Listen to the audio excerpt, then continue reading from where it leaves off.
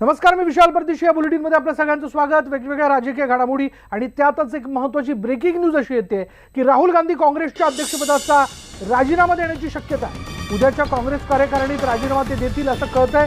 काँग्रेसची उद्या कार्यकारिणी समिती जी आहे त्यात ते पराभवाची जबाबदारी घेऊन राजीनामा देऊ शकतात अशी माहिती आपल्याला सूत्रांकडून मिळते. अधिक माहिती जाणून घेऊयात. आमचे प्रतिनिधी प्रशांत लीला रामदास आपल्याबरोबर आहेत नवी दिल्लीवरनं. प्रशांत, ज्या प्रकारे काँग्रेसचा पराभव झालेला आहे त्याची नैतिक जबाबदारी घेऊन राहुल गांधी राजीनामा देणार का? नाही, महत्त्वाचं म्हणजे जर बघितलं ज्या पद्धतीनं लोकसभा निवडणुकीमध्ये निकाल आलेले आहेत, जवळपास 11 ते 12 राज्यांमध्ये काँग्रेसला आपलं खातंही खोलता आलं नाही आहे. त्यामुळे एक प्रकारे काल ज्या पद्धतीने चर्चा होती की राहुल गांधी हे आपल्या पदाचा राजीनामा देतील, यावरती सोनिया गांधी त्यांना सल्ला दिलेला आहे की आपण CWC बैठकीत चर्चा करावी आणि त्यानंतर निर्णय घ्यावा. त्यामुळे अत्यंत महत्त्वाची बैठक उद्या CWC होण्याची शक्यता आहे.